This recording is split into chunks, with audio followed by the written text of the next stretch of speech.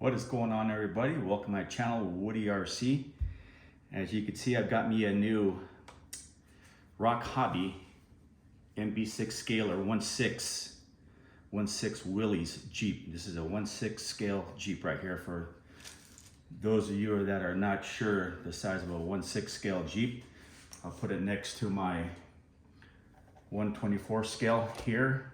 Actually, the body is wheelbase is the 124 scale, the body is the 118 scale, but that is the size comparison between a 1.6 scale and a 118 scale body right there. And the action figure you see in here, that is a full 12-inch action figure also. And for another comparison here, we'll set it next to my giant 23-ounce bucket of cheese balls. But this is a large bucket of cheese balls, but I could go through these in about 2 settings, about 2 nights of watching Netflix and RC videos. But all right, let's get real here. Let's get rid of my cheese balls, but let's get it next to my 10 scale, my TRX4 Bronco. I chose this here because this is your average 10 scale vehicle right here. I have a 10 scale early Bronco, but that's a little bit on the larger side for a 10 scale. You can see here, 10 scale Bronco from Traxxas, 1.6 scale Willys Jeep from Rochobby/FMS. But the wheelbase on this Bronco, it's a little bit longer than your average 110 scale wheelbase. Your average 110 scale is like a 12.3. And this is a 12.8. And you can see the Willys Jeep is nearly identical. I'd say exactly the same wheelbase as the Bronco here. Put in front to front here, get a look at that. Here you go. You can see their size difference. Now in real life, the Willys Jeep was a tiny vehicle. So that's why they are considering this a 1.6 scale in this platform.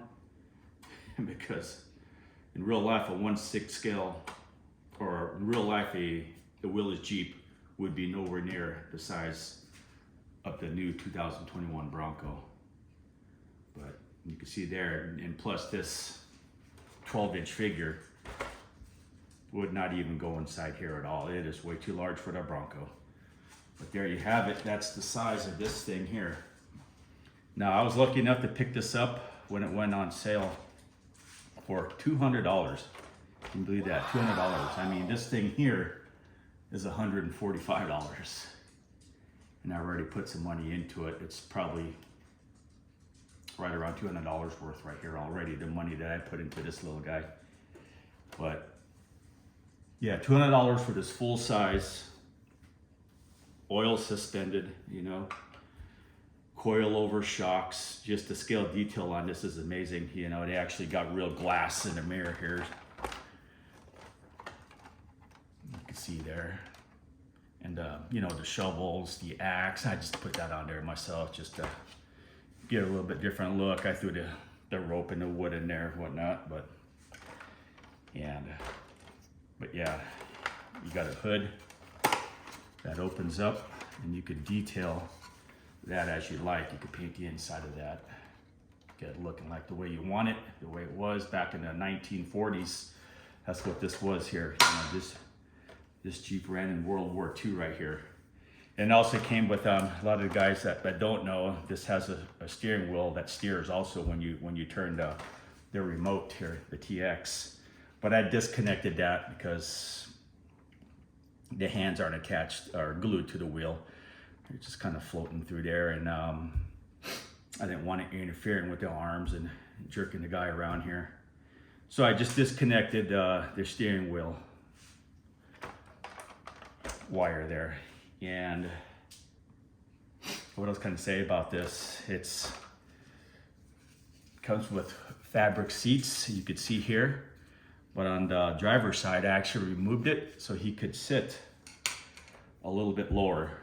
And for this 12-inch figure to fit in here properly, I also had the remove his feet and slide his boots on over his ankles and calves. So, and that's how he sits now.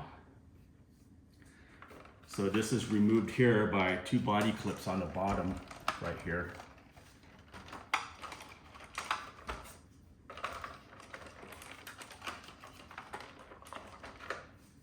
And this here just lifts right up, and it comes with a pole. Let me grab that really quick. All right, this is the metal rod that it comes with. Here's a little hole right here, right in front of the battery tray. And it just sits up like that, and just that way you could work on it. But if you want, you could just remove a screw on each side where it pivots, and the whole body will come right out. But my battery choice of running this right now, you know, you can see it's got the full size stick pack that you can run in there. And I'm running, this is a 4200 milliamp. This is a Gens Ace pack here. This is only a 2-cell LiPo and 60C. And this can run a 3-cell LiPo. I did put my 3-cell in there. And with the stock 1060 ESC that it comes with, it was a little jumpy, a lot smoother with the 2-cell LiPo. I mean, this is a scale vehicle. I'm not out there bashing, trying to clear doubles and triples with it. So I'm just out there trying to get some scale footage up there. But you can see it comes with the shocks there, the adjustable shocks. And with the guy on the left side here, the driver, I had to put quite a bit of preload on the left side of the rear here, and the rear tire shock here, and a little bit on the front of the left, just to have it sit even and control the torque twist a little bit. Okay, now when I received this, you guys, I don't know if anybody jumped on that $200 sale, or even when you bought this, and with its standard price, $329. Mine, all the shocks were loose, shock caps, and there's just oil everywhere. A couple of them were half filled, a couple of them were just empty. So I took everything apart, all the shocks, well, not completely apart, just removed the shock caps and filled it with associated 20 weight oil.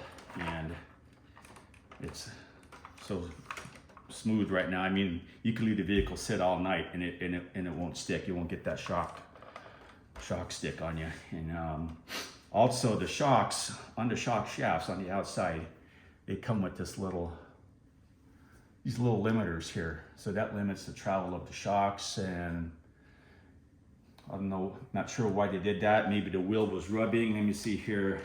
With the wheel all the way compressed, it's not touching. That's the flex that it has now. And it's got a lot more travel just removing these little shock limiters. Now in the front, pointing out some of the issues that this has, which not really gonna be a deal breaker for anybody wanting this. When I removed the limiters, the steering link right here would hit the bottom of this bumper. So I shaved down that bumper a little bit. And you can see it gave it a little bit more articulation and clearance there. This one here has no interference. This goes all the way up to the wheel well. This one still hits that steering link just a tad. And also in the front, the top diff and the top of the link, they kind of bump into each other. Don't know if you can see that there. See, they will hit. So I just put a little buffer in there, just a little piece of Velcro, just soften the hit a little bit.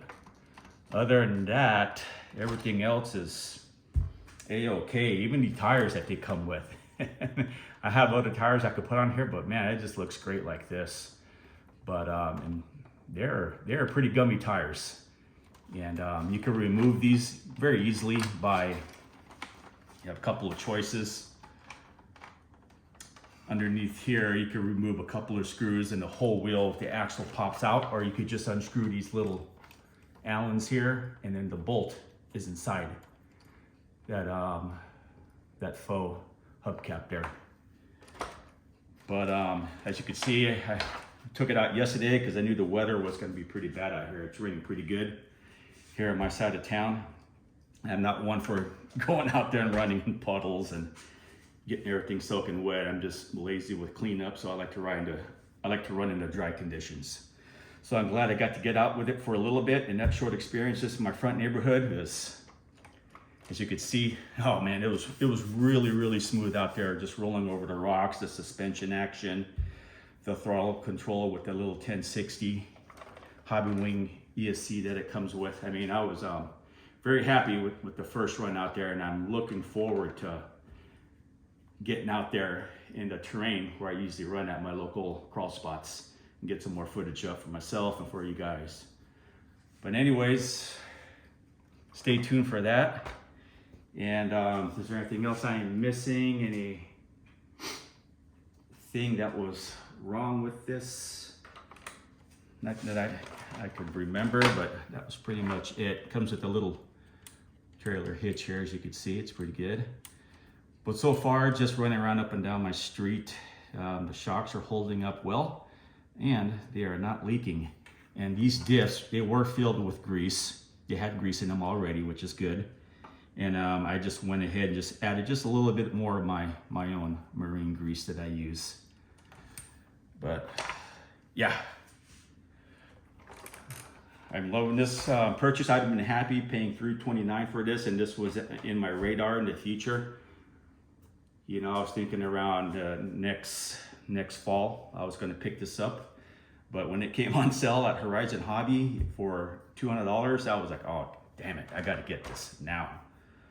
I didn't even ask permission from my wife. I just picked it up. Bought it right away, and it sold out like within a couple of days. I mean, the sale goes on until the 25th, and they're all gone already for that price. But anyways, guys, I hope you guys have been enjoying my footage I've been putting up, my RC crawlers, and thanks for commenting, thanks for liking, and thanks for subscribing, and hope to see you guys soon with this guy out there on the trail. Thanks for coming by, and thanks for watching.